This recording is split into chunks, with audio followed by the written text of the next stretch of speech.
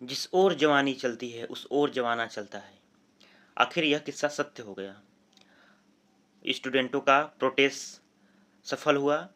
अंत में सरकार झुकी और वह सोनम वांगचुक के बातों से सहमत हुई और उनकी बात मानने के लिए तैयार हो गई।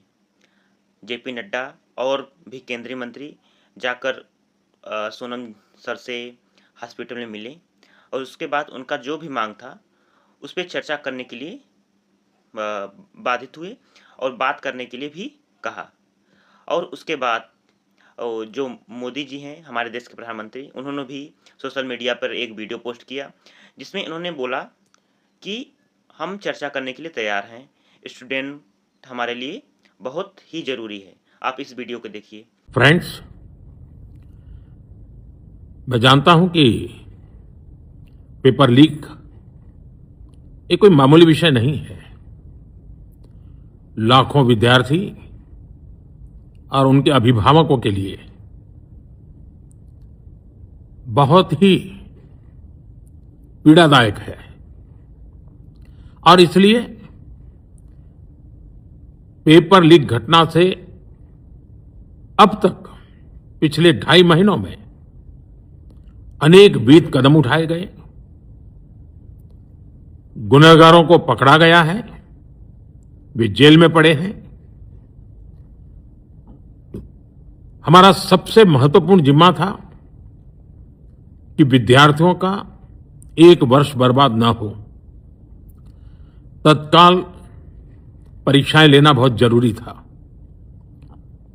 सरकार ने अभी पूरी शक्ति का उपयोग करके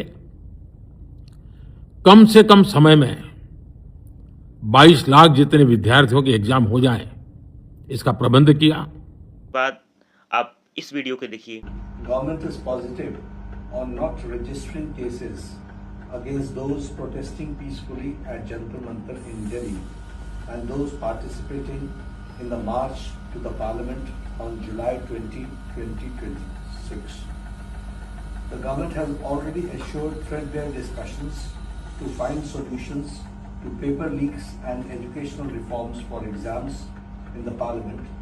Besides, the government is also positively considering suitable compensations for the suicide victims of recent NEET paper leaks. ये हमारे साइड से Thank you.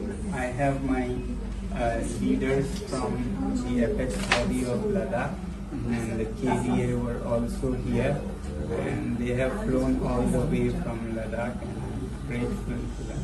Thank you. They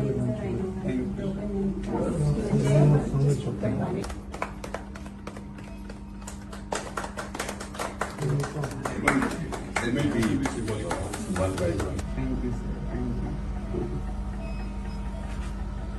After 26 days, this Sonam sir से मिलने के लिए जेपी नड्डा और भी केंद्रीय मंत्री मिलने गए हैं और लद्दाख के कुछ मंत्री भी मिलने गए हैं। उनका जो भी लद्दाख का मसला है उसको पूरा करेंगे और स्टूडेंटों का जो मसला है उसको भी सुनने के लिए तैयार हैं। अगर छात्रों की बात कोई नहीं सुनेगा तो कौन सुनेगा? लेकिन जो अभिजीत तिपके हैं, जो सीजेपी के फाउंडर और संस्थापक, उनका कहना है कि जब तक धर्मेंद्र प्रधान इस्तीफा नहीं देते तब तक हमारा शांतिपूर्ण अनशन चलता रहेगा। आप इस पर क्या सोचते हैं? अपनी राय जरूर देना। लेकिन छात्रों पर इतने ज़्यादा डंडे पड़े, लाठियाँ पड़ी, छात्र मारे गए, उसके बाद छात्रों के अंदर गुस्सा आया, वो उनका सब्र का बांध टूटा और फिर उन्होंने पुलिस पर भी हमला किया, पत्थरबाजी की, कई पुलिसों को भी घाव लगा, चोट लगा। लेकिन अगर किसी में भी सब्र होता, पुलिस ऐसा नहीं करती, लाठीचार्ज नहीं करती, या फिर जो भी शासन जिसका भी सरकार है, जो भी केंद्रीय मंत्री हैं बीजेपी की, अगर वह छात्रों की बात सुन लेते तो छात्रों का बातचीत हो जाता, तो आज जो ये किया गया है वह कुछ दिन पहले हो जाता। मोदी जी जो हमारे देश के प्रधानमंत्री हैं, अगर वह पहले बात सुन लेते, वो सिर्फ अपने सत्ता के मुंह में बात सुनने को तैयार ही नहीं थे। लेकिन जो भी हुआ अच्छा हुआ और सोनम वांगचुक जी अपना अनशन तोड़ दिए। 26 दिन बाद उनको वेदांता हॉस्पिटल में भर्ती किया गया है। हमारा सीधा सा मतलब है कि छात्रों को अगर आप जॉब नहीं दे सकते, गवर्नमेंट जॉब बंद कम हो रहे हैं, तो उनकी बात सुनना आप दरकिनार नहीं कर सकते। उनकी बात सुनना आपके लिए प्रथम प्राथमिकता होनी चाहिए। ये नहीं है कि वह देश के नागरिक ही नहीं है, आपको सुनना पड़ेगा सर। धन्यवाद।